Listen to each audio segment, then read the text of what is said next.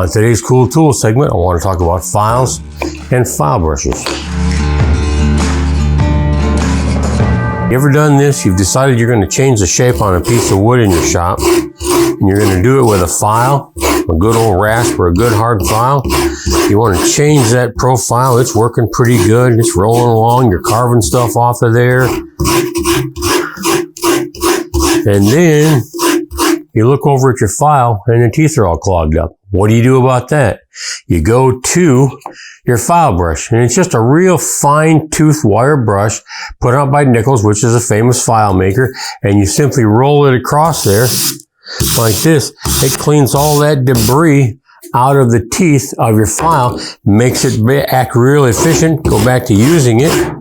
It's going to cut better because those teeth are not filled with the debris of what you've already taken off of your piece.